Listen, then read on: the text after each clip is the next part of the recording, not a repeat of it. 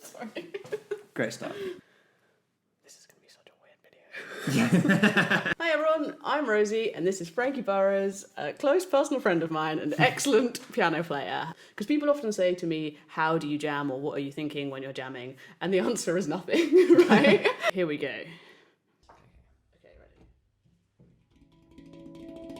So very professionally, I started off by saying, are you ready? And then playing immediately. You know, tip number one, do make sure your duo partner is ready before you say ready. A good way to start a jam is out of time or tempo. Yeah, and it gives me space to respond to it. I think it's always good at the start of a jam to leave enough gaps so you can find out, I don't know, how you want to play together that day.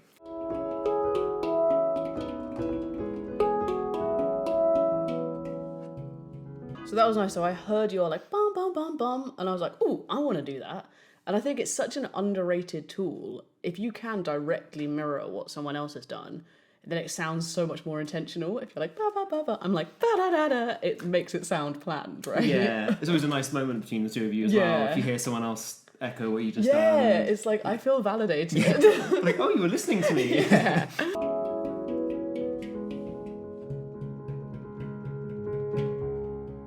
What were you thinking when I started playing just one note again and again? Because I was thinking, I hope he does something. Just kind of trying to hold some sound and trying to listen out for what tempo you were going to set, what kind of groove is going to happen, so then I can, once I've kind of listened to that, see how I'm going to respond to it, what idea I want to have next. And I feel like in this initial moment, I wasn't thinking like 4/4 or 3/8 or any kind of time signature. I was just putting bom bom bom bom bom bom, like almost like a click for you to then jump off. Okay, cool. Like, let's take the energy somewhere else, but I don't want to make the decision as to where.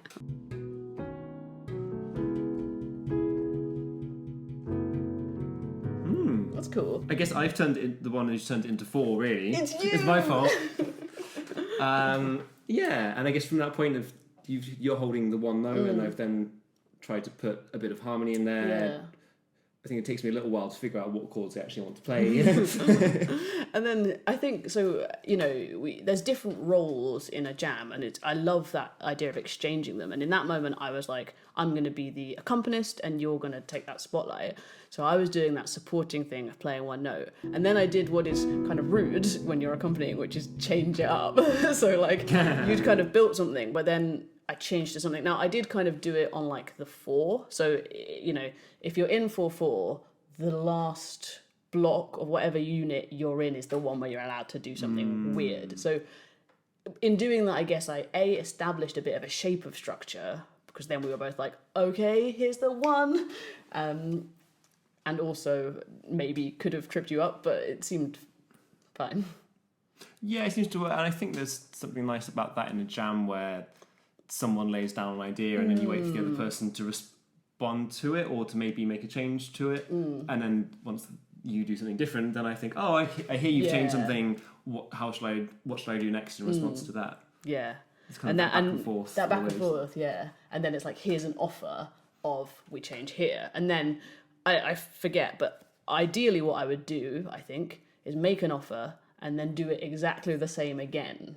So it's like, here's a thing, let's do it again, and then now you know what to expect. Yeah. Did we? Let's see.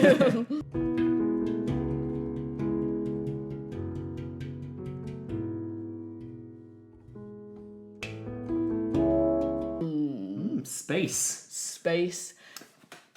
Space is always hard to get in a jam, and it's always really nice when it happens. Yeah. Because I think it's always you feel pressured that like, oh, I have to do something. I have to always be filling sound.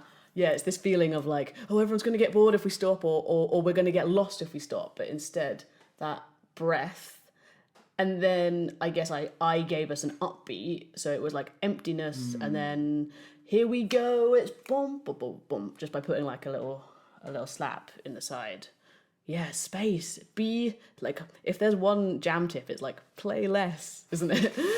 Definitely. Because I think it's like, you know how your heart's beating faster and time like speeds up when you're on stage. Like a second for you on stage feels like a year. Yeah. And maybe that's why subconsciously we like want to fill all the space and be like blah, blah, blah, blah, blah, blah, because we're like, oh, it's been ages. Whereas actually it's just like, and we both knew, ooh, something new's gonna happen now, didn't we? Like, Yeah, exactly. I think whenever I listen back to what I've played, I only ever think, oh, I wish I played less. Yeah. I never think, I wish I played more. So true.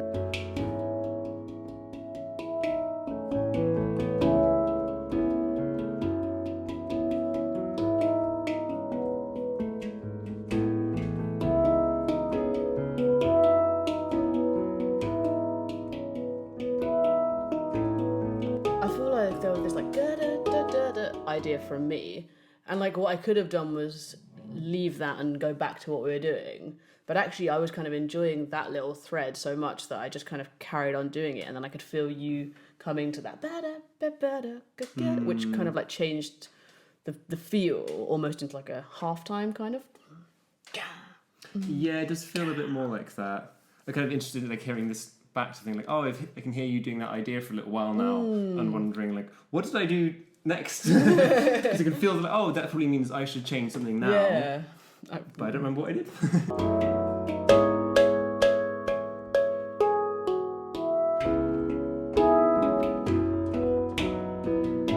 Nice, I'm happy I played less notes. That was nice. Yeah, you can just, and I love seeing the like thinking hands. Like that moment where, that's part of why I love improvising, because if anyone had asked you right then, what are you going to do next? You'd have been like, Yeah. I have no idea.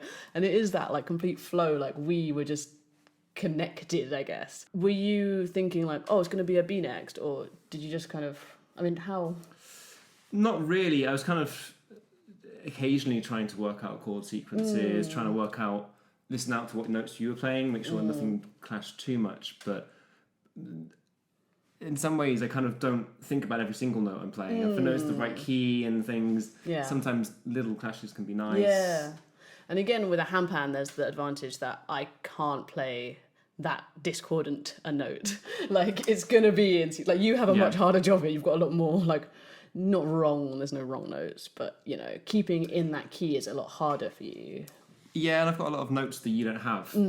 I think there's often a thing in a jam where if you do play a wrong note or a note that's like maybe one you wouldn't expect to hear in that sound, the other person could respond by putting it in as well, and you could make it sound more deliberate, whereas I know that you can't. Yeah. We kind of hit this like chord progression that felt really nice. Although I remember not being quite sure what it was as we were doing it a few times. Like, I think we had a few variations in it. Yeah, we kind of a nice way to put it. We got the first two chords, this descending thing, and then we were like, and that's quite nice, us kind of finding it together and trying different things out. So that's, and again, not too many notes, I think.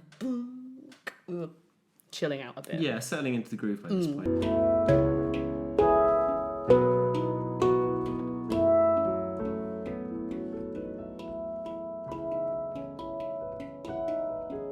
That was nice. They kind of happened quite naturally, didn't they? It kind of all just eased up, went to higher registers. Yeah. Again, if I wasn't counting bars, if I was, I would guess it was 16, like 4 lots of 4. And we kind of just, at the end of that moment, we could have either repeated that whole section or taken a corner and gone somewhere different. And like naturally, we both were just like, okay, we've been big for a while. Yeah. And then you went really high and small.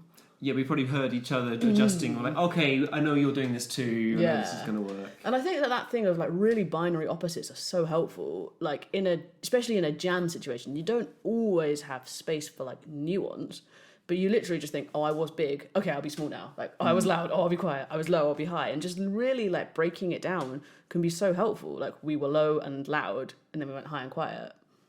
Total, like paint color shift. Yeah, overlapping parts between the two of us. And that was really nice, I guess, because like I had the da-da-da-da-da idea that we'd had earlier, and you had this ding gong, king gong, king gong. And if either of us had gone, oh no, like the other person was doing something different, then one of us might have shifted or changed. But as it was, we both had a strong enough like sense of like, okay, we can find this pulse together, but we're actually like going across each other. The agreement is just that of the pulses you were saying. Actually, within that, there was a lot of freedom to do two separate ideas at the same time. And it helped that they were in the same register. It made it sound more intentional. Yeah. And it just, it kind of turned into this like minimalist, like little Steve Reich moment. Just a moment of, and again, that thing of committing, like we both were playing a very few amount of notes. So the rhythmic interest was the highlight. Yeah. And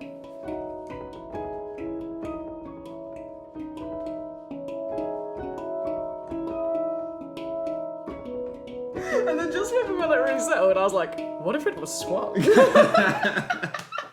Yeah, that one took me by surprise, but I thought I'd go with it. I mean, I can't not go with it by that point. It's such a bold move. It was a bold move. It was a bold move. So yeah, I had to back you up. I had to go with you. So straight music is 1 and 2 and 3 and the swing is about those subdivisions. So 1 and 2 and 3 and 4. So pushing that kind of off beats, either forwards or backwards. And so I just decided to go swung after a whole piece in straight. You don't have to do that. But you can, apparently.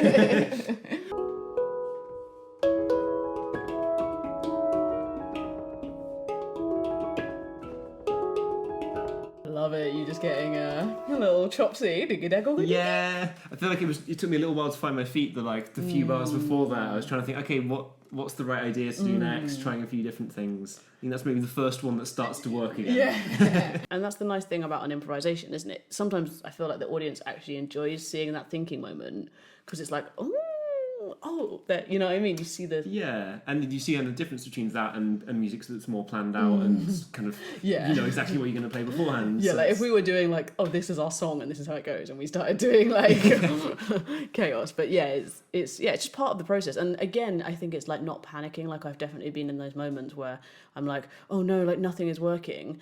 But if you just persevere, something will happen, and then it feels okay. It's just life advice.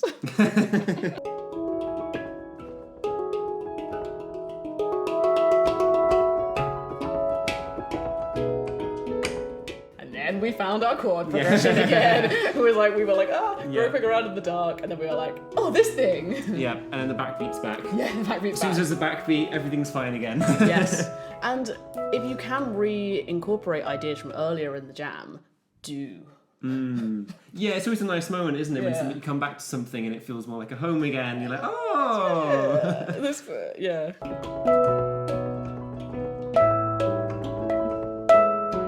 And I loved it. You were going, Yeah. and it's like, we were like, okay, so we'll do the same thing again, but like, more. Yeah.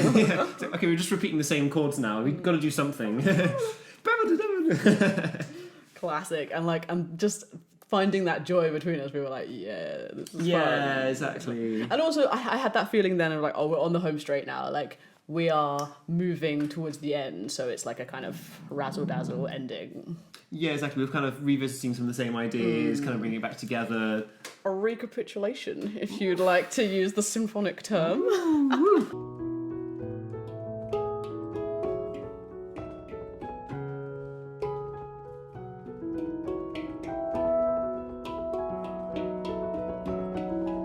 Interesting notes there. A great example of the spice, bring in the spice. Exactly. But then was it deliberate? Was it an accident? I'll never tell. No. Just commit to the poker face. I think that's the very important thing with jamming is just commit. Yeah. Act like you meant it. Yeah, exactly. And if possible, do it again. Yes. And I feel like we both really feel it's like, okay, how do we end a jam? Yeah, exactly. Bring it to a nice, quiet, slow conclusion. And again, though, it's kind of, it ends up mirroring what we did in the beginning. There's this kind of feeling of like, okay, it's an arch.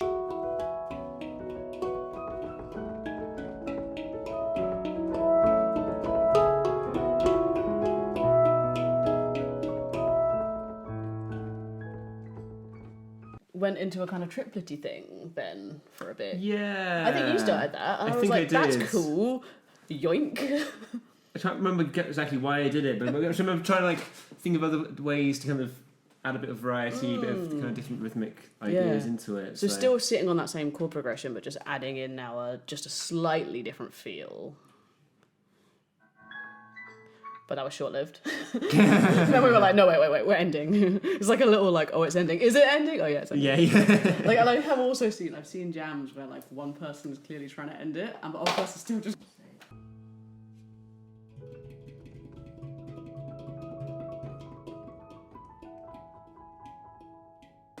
Thank you so much for watching. Frankie is awesome. Find him in places on the internet. I'll link the other jam here.